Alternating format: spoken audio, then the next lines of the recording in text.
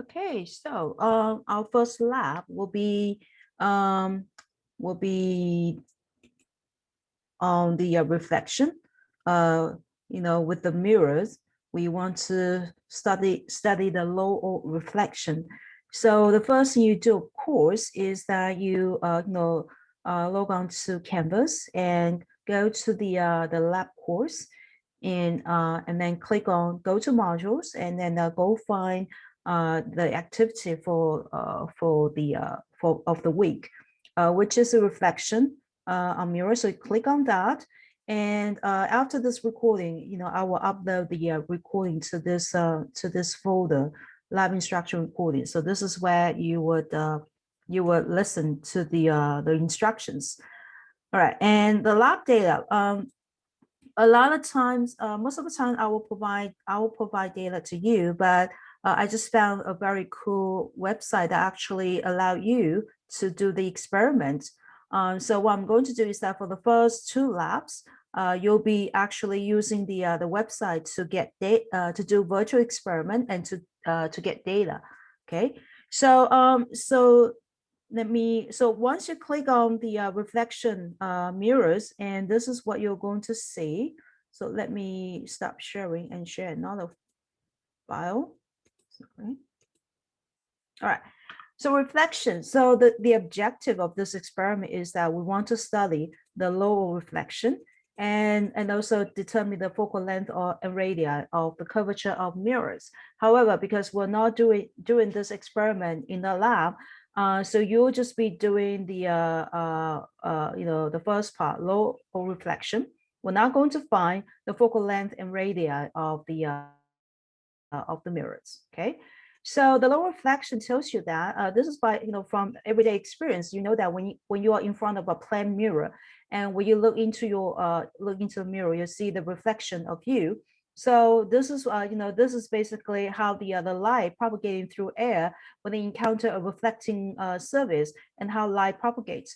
So this is the surface. So let me get my this is what we call the interface, and this is, for example, this is the a mirror, and then you have the light that's coming coming down on the surface, and we draw this line which we call that normal, and normal is you can think of that as a reference line. So you have the incident. This is called the incident ray that's coming at the surface, at the angle theta I. And what we found is that light ray will be reflected. Something will be reflected. So this is what we call the reflected ray. And the reflected ray will be at an angle that's, in theory, exactly the same as the incident angle if if the surface is planar. Okay. So this is what we call the law of reflection. So law of reflection tells you that theta I is equal to theta F. Okay, when you have the whether it's plane mirror or mirror with a curvature, as long as it is reflection, then it follows the law of reflection. Okay, and of course there's also the light ray passing through a different material, which will be the topic of the second lab. So we don't have to worry about that just yet. Okay. And so this is, another way to show this is that when you have a mirror in front of an object, and you can see the light ray. So all this solid line indicate the light ray that's striking the surface, and the dashed line indicate reflected ray. So when you have a light ray that's perpendicularly incident on the plane on the surface, the reflected ray is actually the eye here.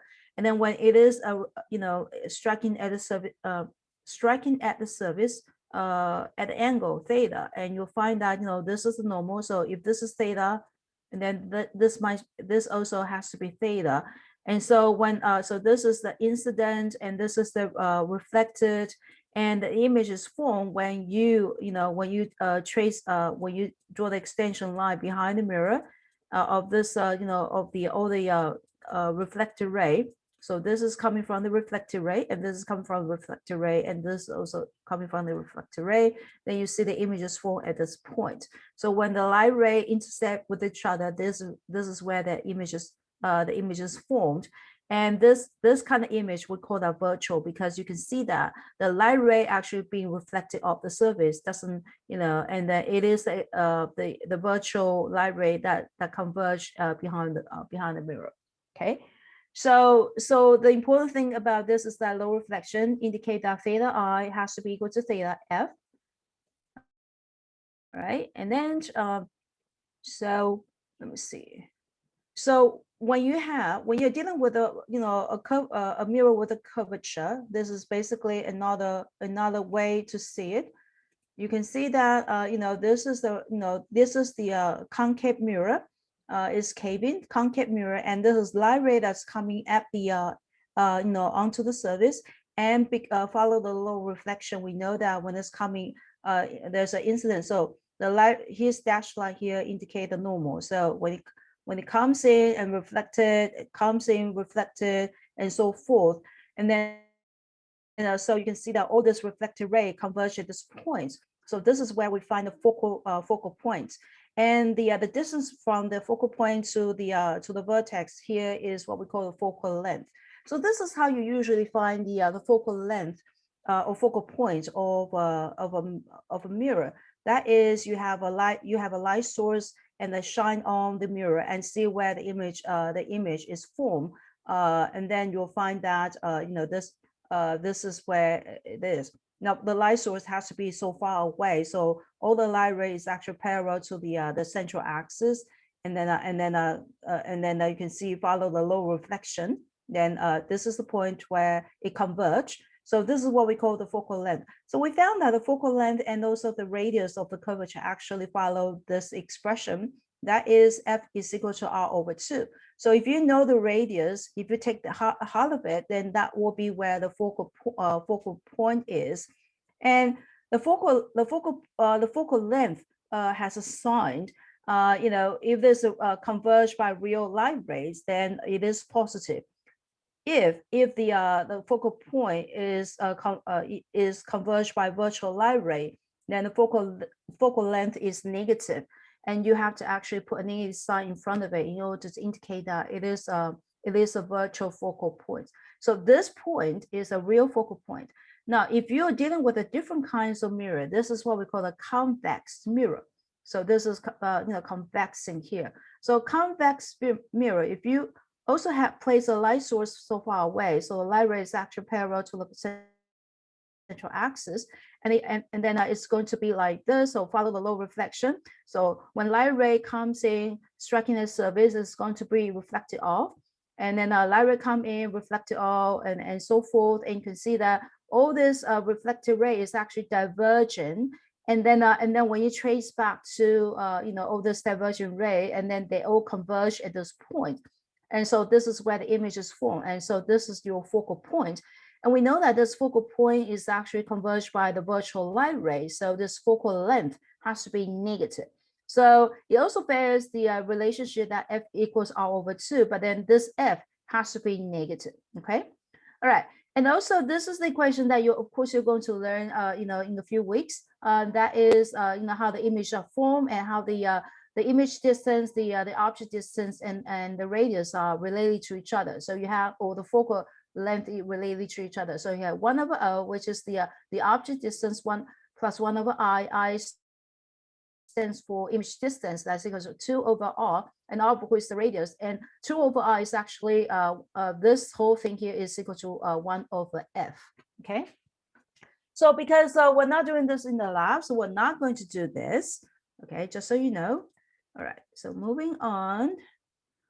So if we were to do this experiment in the lab, of course, you'll be given this mirror with three different surfaces. One with the concave mirror, one is the convex mirror, and this one is a plane side mirror. And then we're going to have a light source shine on that, and then you're going to use the pencils to trace out the light ray, and then find the point where they converge. And so this is when when you're dealing with the convex concave mirror, and this one shows when light source is striking at a convex mirror, and you can see that the light ray diverge, And then when you draw the extension line, you can actually estimate where those line ray converge at that point. Okay, so this is how you, and then we're going to use a rule to measure the distance, of the focal length. But we're not doing this, okay? And what we are going to do instead is that we're going to study the low reflection. So we're going to use the plane side of the mirror. We're going to shine a light ray on the plane. We're going to rotate the roll table and in various degrees, and we want to see what is the angle reflection. So that's basically what you want to do for this experiment. So you want to read through this, and the table basically just shows what you're going to do. So ignore the first table because we're not going to do this. Now for the second table, okay, you can see that the angle of incidence start from 10 degrees, 20 degrees, all the way to 80 degrees. Your task is to find when you give an angle of 10, what is the angle reflection? You want to do it clockwise and you want to do it counterclockwise. And you have those two numbers, and then you're going to find the average of that. Once you have the average of the angle of reflection, you want to plot angle reflection versus angle of incidence. So in other words, you want to plot, once you have the data point, you want to plot the theta F versus theta I. And of course, we know that by theoretical, when you do this theoretically, or experimentally, you probably would expect that it should follow a straight line, and the slope, theoretical slope should give you 1. So you should expect that from the theory, that should have a numerical value of 1. And when you do the experiment, of course, once you have your data, then you're going to get a slope. So do the plotting, do a line fit, you get a slope, and you're going to compare these two values to get your percent error. Okay, and because your theoretical value should be the one to as a reference, so that should be the one to be in the new denominator when you do a 100% error. So this experiment, lab 1 experiment, should be very easy, straightforward to do. And so this is this is that the concept wise. Now let's look at what you should do in terms of using data. So I'm going to share, let me see. Okay, hold on. So this is so I'm going to share this. This is the link that I'm going to provide to you, and this is the one that your starting point to get your data points. Okay, so once you click on the link, this is the page that you're going to get to. Click on intro, and then you can see that this is the basically what you have here. Now, for the first lab, we are going to the setup here is that you have air, on this side, and then on this one you have the water. So that's basically just leave it like that. That's fine. And then so this basically creates an interface. So we want to study the reflection, and so let's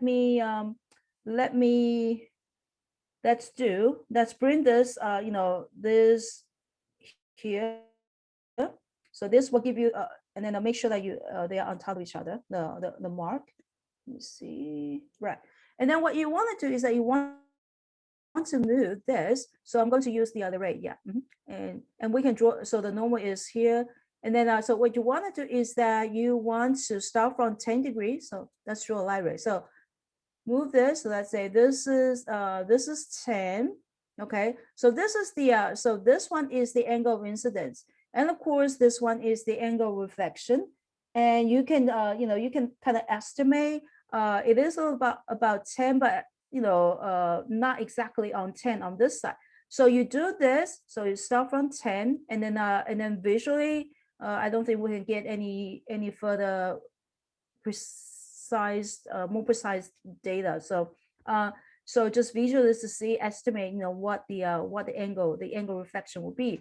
The other thing that you want that will be interesting is to see the intensity. So you can put this on here. It actually shows you that the intensity. So when you have the angle of incidence at 10, you can see that the angle reflection is at this angle, which you're going to measure, and that gives you the intensity is about like 2%. So you can see that the majority is actually being refracted. And this is the topic of the second lab, so we don't have to worry about that just yet.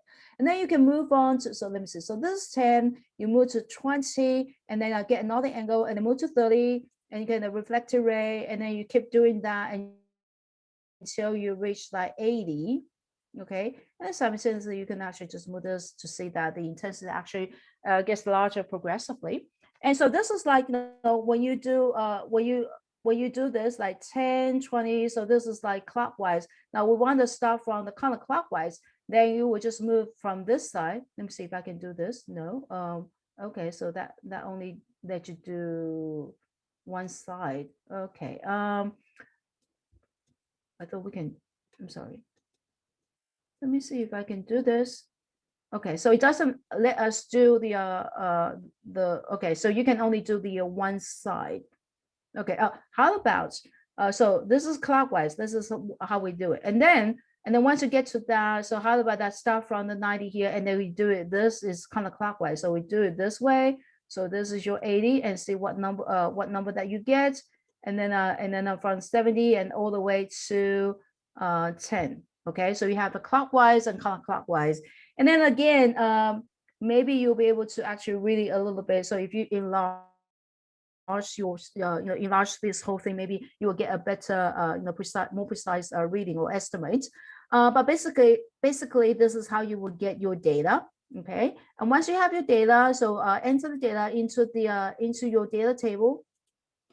So the data table that we just show here, so enter that in your data table, and then process. So you have the data here, and then find the average. And in fact, you can just key in your data to the Excel, and then work from there. Okay. So, and then you want to do the plotting. So that's this is a very simple lab to do.